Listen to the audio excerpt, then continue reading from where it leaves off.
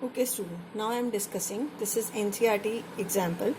Find the center of mass of three particles at the vertices of an equilateral triangle. The masses of the particle are 100 gram, 150 gram and 200 gram. Right? This is 100 gram, 150 gram and 200 gram respectively. Now each side of the equilateral is 0.5 meter long. Find the center of mass. आपको क्या find out करना है? Centre of mass. So student, if you are taking this as origin, तो what are the coordinate? 0 0. This is 0.5 centimetre. तो ये कितना होगा? 0, 0. This is X coordinate is there. This is 0.5. y coordinate is 0. This is 0.5, 0. Now to calculate its coordinate, because it has x as well as y coordinate. If you draw a perpendicular for an equilateral triangle, this is the median. Now this side, this perpendicular bisect this opposite side. So what is this side become? This side is ON. This is 0.25, comma. What is this? BN. Y coordinate is BN. Now we have to calculate this BN. How we can try and calculate this BN in triangle OBN. OBN. BN divided by O. BN divided by OB you can take, or anything you can take. This as ON also you can take. What is this? Perpendicular, and this is hypotenuse. This is sin 60. This is an equilateral triangle. So BN is, OB is 0.5, and what is this sin 60? It is root 3 by 2. So it becomes 0.25 into root 3.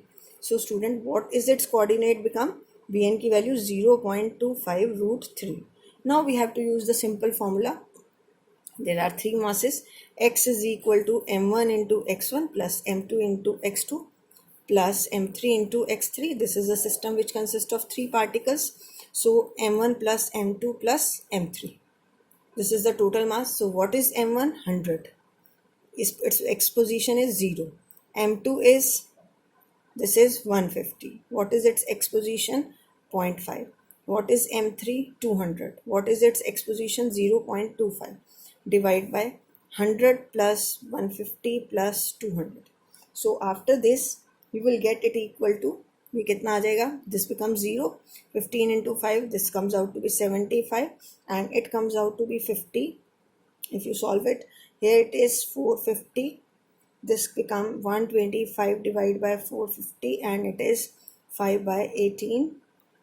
This is, you can write it in centimeter also or in meter also, right? Because it is given to you, the side of the triangle is 0.5 meter, so it is in meters. Now we can calculate the y coordinate. In the same way, you can calculate y coordinate as m1 y1 plus m2 y2 plus m3 y3 divided by the sum of the two masses m1 plus m2 plus m3. Right student?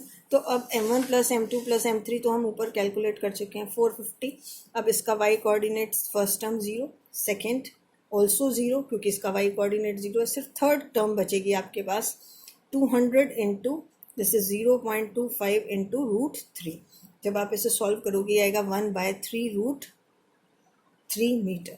So what are the position of the centre of mass? तो centre of mass यहाँ lie करेगा.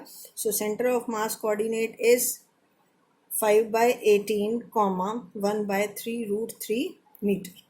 Right? This is 5 by 18 x coordinate, and what is this? This is y coordinate, x and y coordinate. Now after this I have next question. This is also NCERT question, NCERT example. So find the center of mass of a uniformly L-shaped lamina with the dimensions as shown in this figure. The mass of the lamina is 3 kg.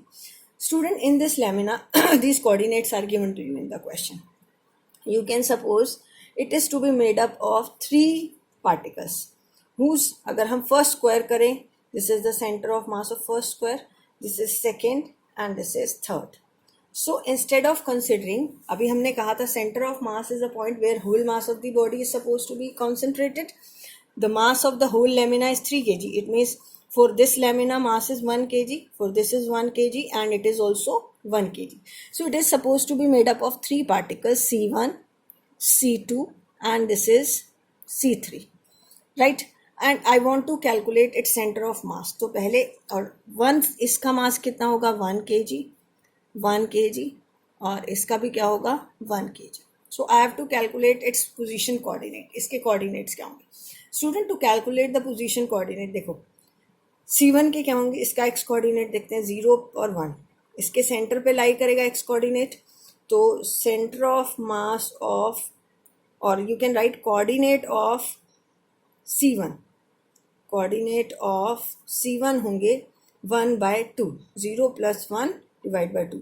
Y coordinate देखें तो ये इसका Y coordinate 1 and 0. यहाँ पे भी same ही रहेगा. You can take either this or this. 1/0, it is 1 + 0, 1/2. What is the coordinate of C2? Coordinate of C2. C2 के क्या रहेंगे? अब इसका x कोऑर्डिनेट देखो 1 + 2. 1 + 2 is 3, तो it is 3/2. अब इसका y कोऑर्डिनेट देखो 1 और 0, तो it is 1/2. ये यहाँ पर भी सेम रहेगा 1 और 0. अब what are the coordinate of C3? Coordinate of C3 क्या रहेंगे? कोऑर्डिनेट ऑफ C3 यहाँ से देखो 0 और 1 x कोऑर्डिनेट, इट इज 0 + 1 1/2. ठीक है. x कोऑर्डिनेट 2 और 1, इट इज 3/2. 2 + 1 / 2, it is 3/2. अब आपको सेम इसके कोऑर्डिनेट्स पता चल गए. हाफ इसके कोऑर्डिनेट पता चल गए 3/2 1/2. इसके पता चल गए हाफ 3/2. अब आप x निकाल सकते हो. This is m1 × x1 plus m1 × y1 plus this is x1, m1 x1, m2 x2, m3 x3 divided by m1 plus m2 plus m3. Total mass is 3 kg. m1 कितना है 1, x1 कितना है half, this is 1. x2 कितना है 3/2, इसका x coordinate plus 1 और इसका भी कितना होगा हाफ. तो ये आपके पास आ जाएगा 3 4 5, 5/2 डिवाइड बाय 3, दिस इज 5/6. ये आ गया x. राइट. नाउ 5/6 यूनिट कह सकते हो. अगर ये मीटर्स में है तो मीटर्स में लिख सकते हो. This position is in metre. Now what is y coordinate? y coordinate निकालते हैं. m1 y1, m2 y2, m3 y3 divide by m1 plus m2 plus m3. Total mass कितना है 3. m1 is 1. y कोऑर्डिनेट कितना आया first का half. ठीक है. इसका 1 × 1/2 प्लस 1 × 3/2. तो 3 4 5, 5/2, it is also 5/6 meter. So what are the coordinates of this center of mass? Center of mass coordinate is 5/6, 5/6 meters. Right, student? I think it is clear to all of you. Now the next is also NCERT exercise question number 2. In this question, it is given to you, in the HCl molecule, the separation between the nuclei of the atom is 1.27 angstrom. It is 1.27 angstrom. Right, student? And find the location of the center of mass if mass of chlorine is 35.5 times the mass of hydrogen. तो कैसे करेंगे? अब हम यहाँ H मान लेते हैं, ये हाइड्रोजन एटम है और ये क्या है Cl. What is the distance between them? 1.27 angstrom. Right? And 1 angstrom is equal to 10⁻⁻10 metre होता है. सपोज तो centre of mass automatically hydrogen lighter है और क्लोरीन हैवियर है, तो सेंटर ऑफ मास कहीं यहाँ लाई करेगा. This is the centre of mass. Position coordinate लिखते हैं 0 0. ठीक है. और अगर ये डिस्टेंस x है तो ये कितना हो जाएगा, ये हमें ज़रूरत ही नहीं है. क्लोरीन के कोऑर्डिनेट 1.270 आ जाएंगे x कोऑर्डिनेट, और सेंटर ऑफ मास के क्या आएंगे ओनली x कोऑर्डिनेट. तो हम अप्लाई करते हैं formula. x is equal to m1 mass of hydrogen into x1 plus mass of chlorine into x2 divide by mass of hydrogen plus mass of chlorine. अब hydrogen origin पे है तो इसका x1 coordinate 0. Chlorine का मास कितना है, that is this is 35.5 times of mass of hydrogen, और x2 कितना है 1.27 एंगस्ट्रॉम में ही कैलकुलेट कर सकते हैं, या आप इसको चेंज एंगस्ट्रॉम. ठीक है. अब यहाँ से मास ऑफ हाइड्रोजन और मास ऑफ क्लोरीन में अभी हमें रिलेशन दिया हुआ है. मास of chlorine is 35.5 times of mass of hydrogen. तो अब जब आप इसे सॉल्व करोगे यहाँ तो x आ जाएगा आपके पास 35.5 मास ऑफ हाइड्रोजन, 1.279 एंगस्ट्रॉम, ये बन जाएगा 36.6 मास ऑफ हाइड्रोजन. ये कैंसिल आउट हो जाएगा. Student, you have to solve it and this is the position of the centre of mass. I think now it is clear to all of you how we have to calculate the center of mass. Thank you. Have a nice day.